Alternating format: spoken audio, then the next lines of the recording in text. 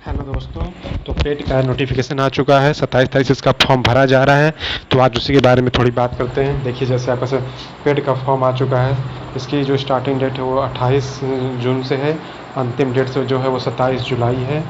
और जो भी संशोधन करना है फॉर्म भरने के बाद भी आप कर सकते हैं। उसकी लास्ट डेट 3 अगस्त है। ठीक, तो ये जो फॉर्म आया हुआ इसमें आप भर सकते हैं। ये पेट प्रिलिमिनरी एलिजिबिलिटी टेस्ट है 2022 का। जैसे कि पिछली बार हुआ था, तो जिस दिन आपका इसका रिजल्ट आएगा उससे 1 साल तक ये प्रभावी रहता है। जैसे पिछली बार जो एग्ज़ाम हुआ उसका डेट का रिजल्ट जो आया वो 28 तारीख को आया था, 28 अक्टूबर 2021 को।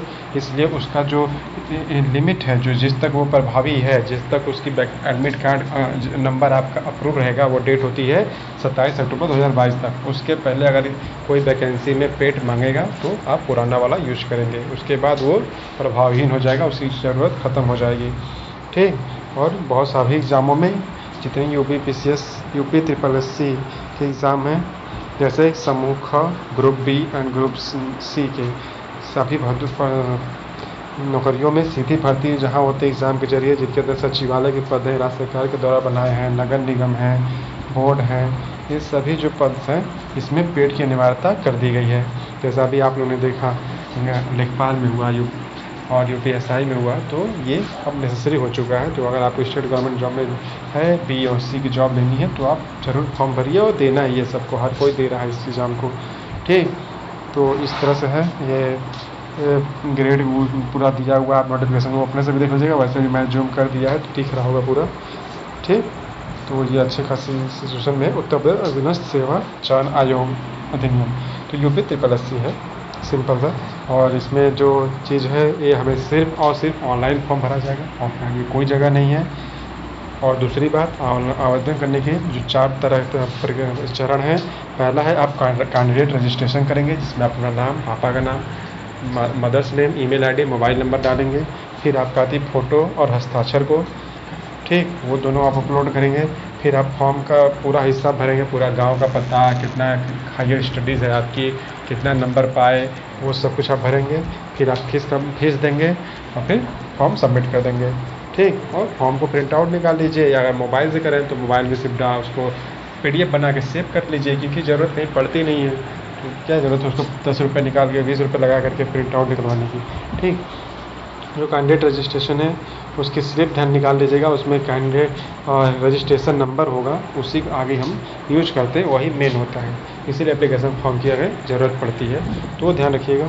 और फ़ोटो जो हो 6 महीने से भी पहले की हो, चेहरा 70% दिखाई दे, कान नाक सब दिखाई दे, हीरो की तरह ना हो, सिंपल है, पासपोर्ट साइज़ फ़ोटो होनी चाहिए। वो सब कुछ हम लोग जानते हैं, 50 KB से अंदर होना चाहिए। ठीक, अभ्यर्थी का फ़ोटो। और जो सिग्नेचर है वो 30 KB से कम के अंदर होना चाहिए। तो कुछ ऐप है जिन्हें आप इस्तेमाल करके साइज KB को जो है, उसकी जो फाइल आकार है, साइज है इमेज की और सिग्नेचर की, उससे आप कम कर सकते हैं। वो मैं आपको भी बता देता हूँ, मेरे पास है, मैं उन्हें यूज करता हूँ लगातार। ठीक, उसके बाद एक डिक्लेरेशन फॉर्म होता है कि आपने जो भी डाटा भरी है वो सही है, कुछ भी गलत नहीं है। गलत है तो फिर इसके जिम्मेदार आप खुद होंगे। ऐसा पाया जाता है तो आपका जो फॉर्म है उसे कैंसिल कर दिया जाएगा। इस तरह से है। तो आप फीस पेमेंट में देखेंगे तो फीस क्राइटेरिया वाइज है, कास्ट सिस्टम के बेसिस पे। तो अनारक्षित जनरल कैटेगरी का 160 रुपये की फ़ीस है और 25 रुपये ऑनलाइन फॉर्म का है, तो 185 रुपये आपको पे करना है। उसी तरह OBC कैटेगरी को 185 पे करना है, इक्वल है। लेकिन SC और ST को 95 रुपये पे करना है, और विकलांगजनों को, दिव्यांगजन जिन्हें बोलते हैं, वो 25 रुपये पे करेंगे। तो इस तरह से थोड़ा सा वेरिएशन है, सुधार रखिएगा। ठीक, और प्रिंट आउट निकालना है, वो बस आपको रजिस्ट्रेशन नंबर रहना चाहिए और एप्लीकेशन नंबर, ताकि जब आप एडमिट कार्ड निकालें तो वो आपकी ज़रूरत पड़ती है वहाँ पे। ठीक, तो अब मोबाइल नंबर जरूर रखिएगा, ताकि बाद में जब मैसेज करते हैं तो आप मोबाइल नंबर पाता है ईमेल आईडी पे, तो ऐसा रखिएगा जो हमेशा ऑन रहे। ओके, साक्षर होता है, इसके लिए बस 12th पास नेसेसरी है। उसके अलावा आपके पास जो भी है उससे कोई दिक्कत नहीं है। हायर स्टडीज़ की सर्टिफिकेट कितने भी हों वो मैटर नहीं करता है, मिनिमम जो मांग रहा है उतना आपके पास होना चाहिए। ठीक, 18 वर्ष जो आयु सीमा है वो मिनिमम 18 वर्ष है, लेकिन उससे कम नहीं। और मैक्सिमम तो कितने भी जा रहे हैं, 40 वर्ष से अधिक ना हो, 40 वर्ष तक का है, तो 18 से 40 के बीच के लोग फॉर्म ये भर सकते हैं पेट का।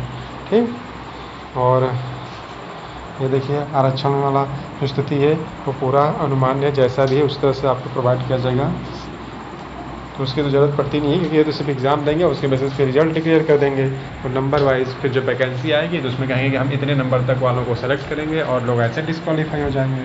तो ये सिर्फ संख्या कम करने के लिए किया गया है। और ठीक, तो इसी तरह से देखिए स्कोर की जो वैधता है वो 1 साल होगी, जैसे रिजल्ट आ गया उस तारीख से लेकर के 1 साल तक का। ठीक, तो इस तरह से आइए इस पे देखते हैं कुछ सिलेबस के बारे में सूचनाएं जो भी हैं। ईमेल आईडी अच्छे से रखिए, मोबाइल नंबर, अपना सूचना वो देते रहते हैं जब भी कोई चीज़ होती है, दिक्कत होती है। तो तो इसका जो सिलेबस है ये देखिए, ये हमने खुला दिया सिलेबस। 100 प्रश्न होंगे 2 घंटे के और पूरे 100 नंबर के होंगे। तो पहला है इस सिलेबस में भारतीय इतिहास में 5 नंबर का आएगा। इंडियन हिस्ट्री में इसमें आएगा सिंधु घाटी की सभ्यता कैसी थी, वैदिक संस्कृति के बारे में, बौद्ध धर्म, गौतम बुद्ध की जीवनी शिक्षाएं, जैन धर्म, महावीर जीवनी शिक्षाएं, मौर्य वंश, सम्राट अशोक के बारे में, गुप्त वंश में समुद्रगुप्त, चंद्रगुप्त द्वितीय के नाम आएंगे, हर्षवर्धन की क्या इतिहास क्या है, राजपूत काल कैसा है, सल्तनत काल क्या है, मुगल साम्राज्य, मराठा, ब्रिटिश राज का अनुभूतः एवं प्रथम स्वतंत्रता संग्राम आंदोलन कौन सा था, 1857 की क्रांति और ब्रिटिश राज का समकालीन तथा सामाजिक तथा आर्थिक प्रभाव क्या पड़ा भारत पे, कल्चरल एंड इकोनॉमिकल इफेक्ट। तो फिर दूसरा आता है आपका भारतीय राष्ट्रीय आंदोलन, इंडियन नेशनल मूवमेंट, 5 नंबर का। इसमें आपके भारत स्वतंत्रता आंदोलन के प्राथमिक वर्ष मतलब 1857 से लेकर 1900 तक के सफ़र होंगे, 1905 तक। और उसके बाद आता है स्वदेशी श्रवण आंदोलन जो कि महात्मा गांधी से शुरू होता है। क्रांतिकारियों का आंदोलन जाता है, भगत सिंह, चंद्रशेखर, राजगुरु, ये यहाँ से जो क्रांतिकारी चले उनका आ जाएगा, नेताओं का भूमिका, सुभाष चंद्र बोस। क्रांतिकारी आंदोलन, उग्र राष्ट्रवाद का उदय जो हुआ, बाल गंगाधर तिलक, लाल बाल पाल ने जो उनका जो गुट था कांग्रेस में, फिर विधायी संशोधन करके तथा ब्रिटिश इंडिया एक्ट जो लाया गया वो भी हैं, और भारत छोड़ो आंदोलन, आज़ाद हिंद फौज तथा सुभाष चंद्र बोस। ये आपका 5 नंबर का सिलेबस है। उसी तरह भी भूगोल के 5 नंबर के आएंगे, उसमें क्या आएगा, भारत विश्व का भौगोलिक भूगोल है। इसके अंदर नदी, नदियों की घाटी, भूजल संसाधन, पर्वत, पहाड़ियाँ तथा हिमनद, मरुस्थल और शुष्क क्षेत्र, वन, खनिज संसाधन विशेषकर भारत में, तथा भारत एवं विश्व का राजनीतिक भूगोल, जलवायु, मौसम, टाइम जोन, सांख्यिकी परिवर्तन तथा प्रवास, ये सब कुछ हो जाएंगे। बस इतना सा छोटा छोटा सिलेबस है, 10-10 टॉपिक के। उसी तरह भारतीय अर्थव्यवस्था के बारे में पूछा जाएगा 5 नंबर का। ठीक, तो 5 नंबर का पूछेगा योजना आयोग तथा पंचवर्षीय योजनाओं के बारे में पूछेगा 47 से 91 तक। और तो वैसे ही भारतीय अर्थव्यवस्था 2 तरह देखते हैं, एक आज़ादी के बाद से लेकर के 1951 से 91 तक, जिसमें सब कुछ भारत सरकार के अंतर्गत आता था, सब कुछ में सरकार का नियंत्रण था। और जब 1991 में डॉक्टर मनमोहन सिंह ने उदारीकरण नीति लाई तो उसमें हमने इन्वेस्टमेंट को लिया, प्राइवेटाइजेशन की तरफ बढ़े। ठीक, तो इस तरह से है। तो उसी तरह दुग्ध विकास उसमें देखेंगे, ऑपरेशन फ्लड, बैंकों का राष्ट्रीयकरण तथा सुधार कैसे किया गया, हरित क्रांति कैसे आई, निषेध अर्थव्यवस्था जो है भारत की उसके बारे में क्वेश्चन है। 91 में आर्थिक सुधार किए गए, उसके बाद हालात कैसे हुए, फिर 2014 के बाद आर्थिक सुधार जो किए गए, कृषि सुधार, भ्रष्टाचार सुधार, श्रम सुधार, आर्थिक सुधार और जीएसटी सुधार जो है, इसके बारे में सवाल पूछा जाता है। तो उसी तरह से 5 नंबर उस तरह से आपका पॉलिटी में आता है, Indian constitution and public administration में। यहाँ पूछता है भारतीय संविधान के बारे में, भारतीय संविधान की मुख्य विशेषता क्या है, राज्य के सिद्धांत क्या है, मौलिक अधिकार एवं कर्तव्य क्या है, संसदीय प्रणाली, संघ एवं केंद्र शासित प्रदेश, केंद्र राज्य संबंध, न्यायिक ढांचा, सर्वोच्च न्यायालय, उच्च न्यायालय, जिला प्रशासन, स्थानीय निकाय तथा पंचायती राज संस्थाओं के बारे में। फिर आएगा जनरल साइंस में आपको प्रारंभिक भौतिक विज्ञान, प्रारंभिक रसायन विज्ञान और प्रारंभिक जीव विज्ञान, 5 नंबर बस। तो ज़्यादा 2 क्वेश्चन, 1 क्वेश्चन होंगे, 5 क्वेश्चन होंगे, तो बस तीनों टॉपिक से 5 क्वेश्चन, वही छोटे छोटे होते हैं, कोई ज़्यादा पढ़ना नहीं होता है।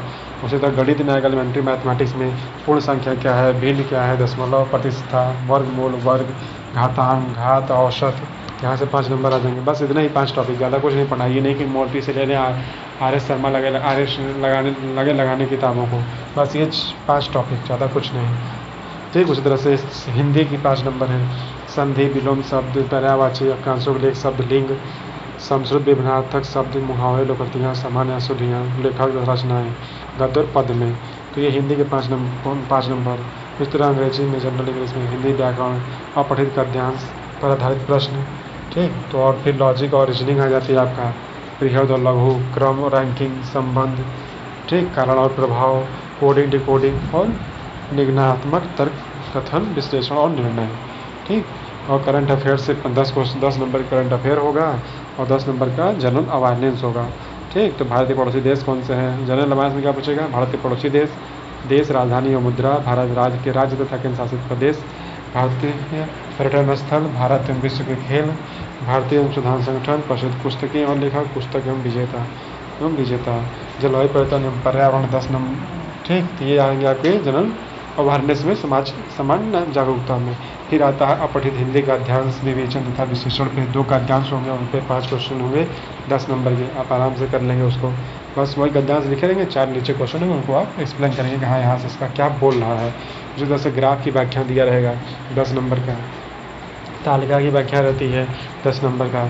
तो बहुत आसान पेपर होता है। इसमें मैटर ये करता है कि आप कितना ज़्यादा अटेम्प्ट कर रहे हैं करेक्टली, ताकि आपके में मेरिट आएगी वो नंबर वाइज बनती है। 70, 80 के ऊपर हैं आप तो अच्छे हैं, अदरवाइज़ फिर कई सारे फॉर्म आप नहीं भर पाएंगे। ठीक, तो इस तरह से है। NCERT सेकेंडरी सेमेस्टर का NCERT आप पढ़ लीजिए, आपको सारे चीज़ें मिल जाएंगे उसमें से। ठीक, बहुविकल्पी प्रश्न होंगे, नेगेटिव मार्किंग 4 की होगी, 25% नेगेटिव मार्किंग है इसमें। ठीक, तो ये चीज़ ध्यान रखिए। बस ये नोटिफिकेशन आया था, अच्छे से मैंने बता दिया आपको, आप डाउनलोड भी कर लीजिए और इसके ज़्यादा पढ़ने चक्कर मत पड़ेगा किताबों को लेकर के, जो सिलेबस है उतना ही ध्यान रखिए, देखिए।